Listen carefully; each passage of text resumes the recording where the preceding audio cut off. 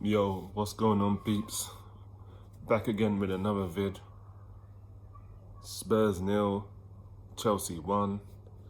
We're doing the player ratings today, and I'm still fuming. Although the second half was a little better, looked a little more energetic, that they were actually trying to get a goal. Almost scored, but nowhere near enough. You waste the first half of football, and you try and win it in the second. It's hard. We've done it before against Ajax in the semis. In the second leg, we wasted the first half, but second half came out and we pulled it off. But we ain't gonna do that all the time. That's like a one-off.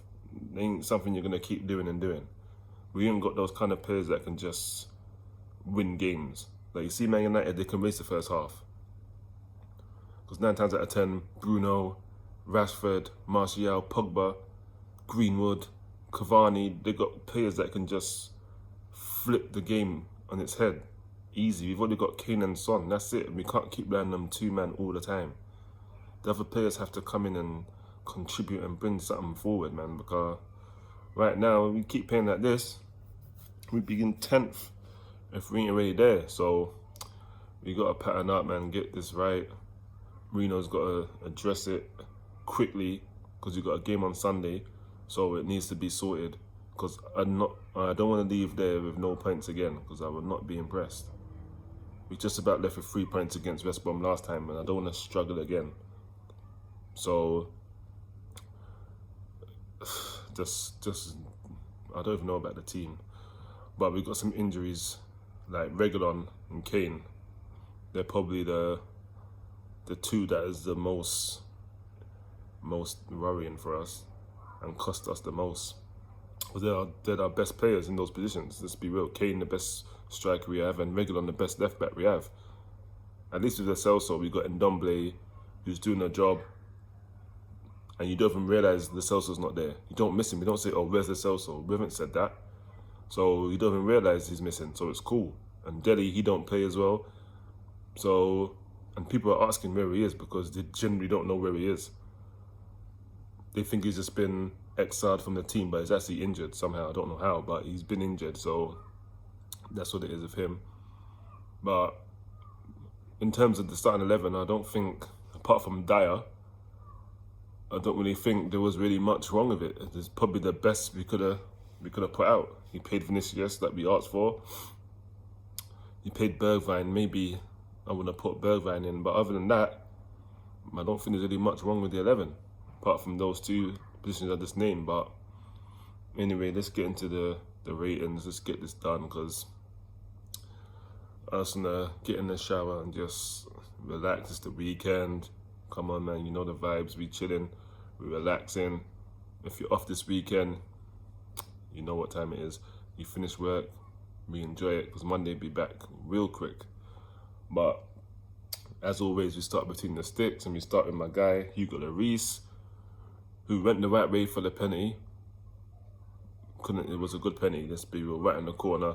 Even though it went the right way, there was too much pace and it was right in the corner. He was never going to save it. But other than that, Lloris had a good game. I remember he made some good saves, some good clearances. He commanded the box well. And I'm probably going to give Lloris a 7. I don't care if he let it go in. It's a penalty. It's a 50-50. He couldn't do nothing. He went the right way. Other than that, didn't really have much to do. And when he did, he done what he had to do. So for me, he's 7. And if we probably think about it, he might even be man of the match. We'll see. On the right, we had Aurier.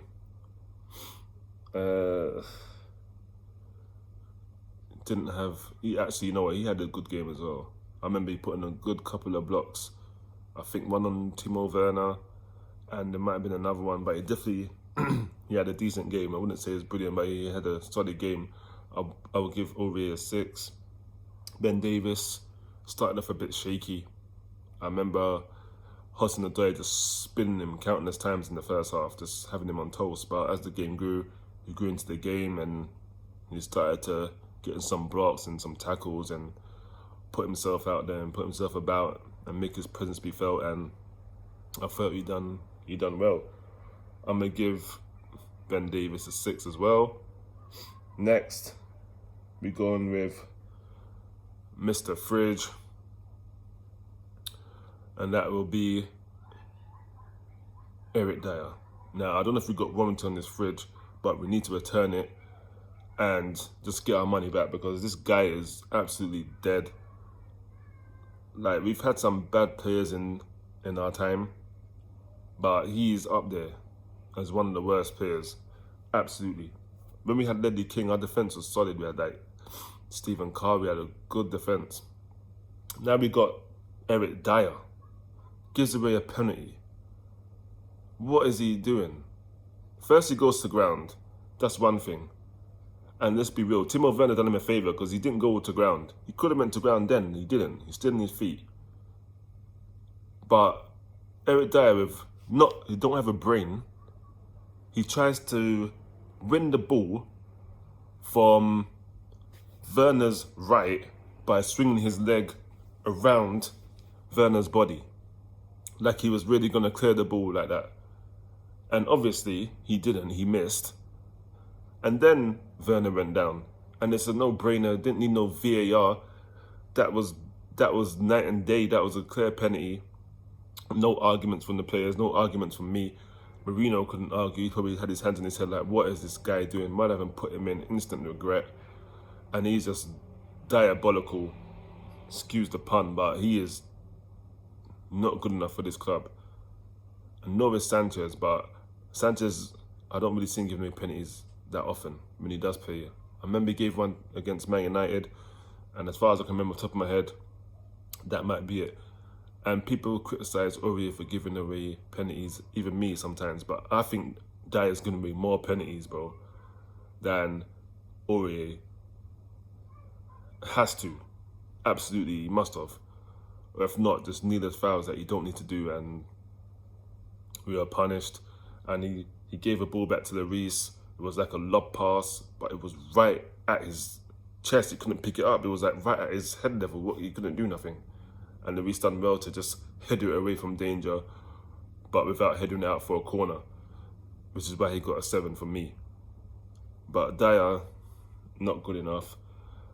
And for me, getting a 1, his performance was dodgy and just, I don't know if that's his best. Probably is. He's probably hitting above his weight before and overachieving, or the other teams just making him look good because he was shit and he's getting a 1. Not good enough. Next to him, Alderweireld, done well, done a tactical foul, put his headers in, put some tackles in, as always, made his presence known, didn't do anything wrong. So for me, he will get a standard 6. Can't give him more than that. Next we have Ndombele, who is trying. I can give him that. He was the only person in that first half that could probably go over the pitch at halftime and say, you know what, you man fix up. Because I'm trying everything and you lot are giving me no options. I've got to go back, I've got to go sideways. Because you're not making no runs off me or in front of me, you're not doing nothing. You lot are just all standing still. You could throw a blanket over like 4 men because they're all standing next to each other. No one's making no movement. So, and Ndombele did the best he could. He didn't play the full game. I think he played about 69 minutes, 68 minutes. But he tried. Second half, he also tried as well. Until he came off. Obviously, he looked tired. He was running around. And he did take a little knock. So I think that's probably why he came off. But for me, he was the only one outfield player probably that can say, you know what, I did my bit. You lot didn't do yours. I'm going to give Ndombele a 7. Next, Højbjerg.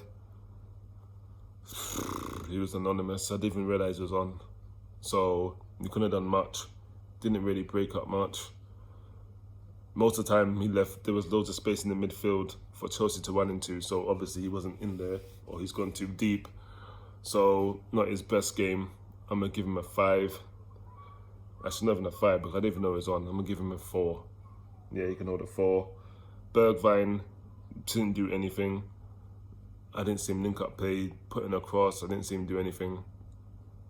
So for me, Bergwijn not good enough. There's a player in there I just don't know if we can get it out of him. I don't think this league or this team is a team he can fully show his potential. I think he's got it. It can't be shown in this team and the way we play. Maybe in France, maybe back in the Dutch league, maybe the Spanish league, German league even, but the Premier League I don't think is for him. So for me, Bergwijn, he's getting a 3. Next, Sissoko. First half he was dropping deep, which left space in the centre of the pitch for the centre backs to run into, the midfielders to run into. Like good 40 yards they could run into. It was crazy. I've never seen anything like it. But second half he came out and he was pressing. He was playing more higher and trying to stop them early. So he done alright, I guess. I'm gonna give him a 5. Vinicius, first half, non-existent. He was just like there just to make up numbers. Didn't really touch the ball.